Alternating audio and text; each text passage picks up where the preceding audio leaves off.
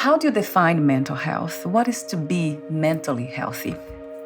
The mental health, at least in the U.S., is a disaster. And it's teenagers, kids being on social media and looking at what their friends are doing. But what their friends are doing it's not real. It's fake.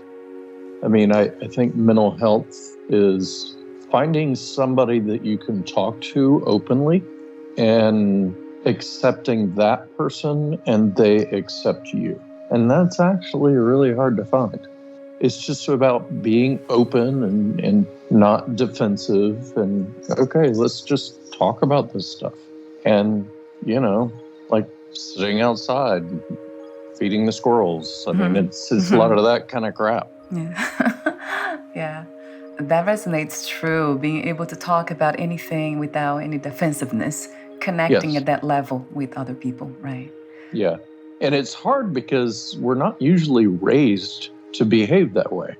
So it's tricky. It makes me think about unconditional love. Yes. I have heard that many times by psychologists and psychiatrists, all kinds of doctors, that's what really breeds a healthy mind, unconditional love. Yes. And you just said that again in a different way, in a beautiful way too. I agree. There are only 4 emotions that a human can have: happy, mad, sad, and worry. And you can take other words that are emotions, but they all fit in those categories. Mad is about being blocked from something. Loss is about losing something. And worry is about control. Now you can rephrase this. Mad is the present. Loss is the past. Worry is the future. You can't control the future. You can't control the past.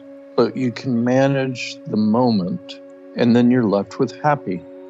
And that's kind of how I try to live my life. Is I made my bed today, and I'm taking care of my father-in-law, and I'm cleaning. Like, I mean, it's stupid stuff, but I can't predict the future. I can't control the future, and I just don't.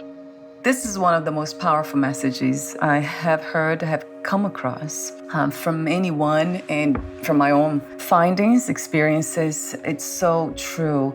You co-wrote the book Max Gamer. Talk to me about the main inspiration, intention, and the purpose of writing this book. Well, I started social skills groups when I was much younger. And I was looking around at the kids that were coming in, and they were all bullied, ignored. They misread situations. They were kind of weird. Not weird by my experience. I mean, who doesn't care about dinosaurs?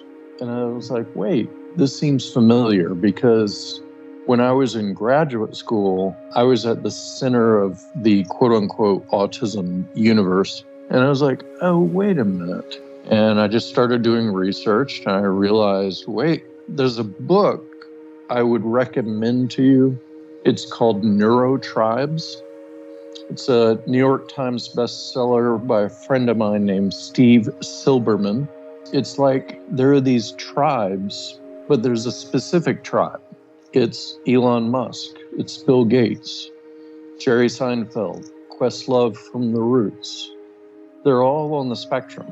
And when they're with each other, they're happy. But if you throw them into a country club and go to a special dinner, they're like, get me out of here. And so I started just building my groups around these kids. And then I thought, I want to write a comic book about this. It just happened. And I remember when I had my first draft, I got 15 of my guys around a table. They were all maybe 12 or 13, and they just sat there and they read it. And I'm like, uh-oh, this is not good. They're really quiet. Yeah. And then this one kid looked at me and he said, Dr. G, do you follow me around all the time? Yeah. Like, no.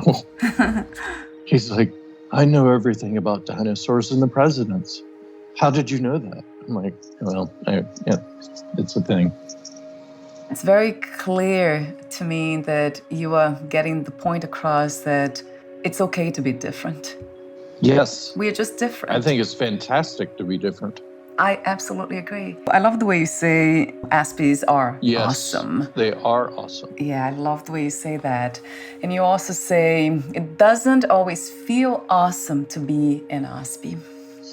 Yeah, you feel different. But over time, when you figure out your place in the world, who cares?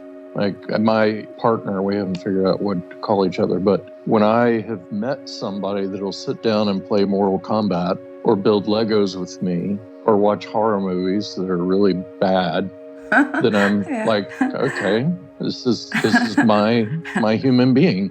And it's been fantastic. I love that. That's really made all the world completely different for me. I'm safe. I love to hear that. It's such an important experience to have. I keep hearing that over and over again. And speaking of experiences, what 3 experiences you wish everyone to have before they lose the body, before they die? Live in Iran. That's where I grew up. Go sailing and meet the person you trust the most in the world.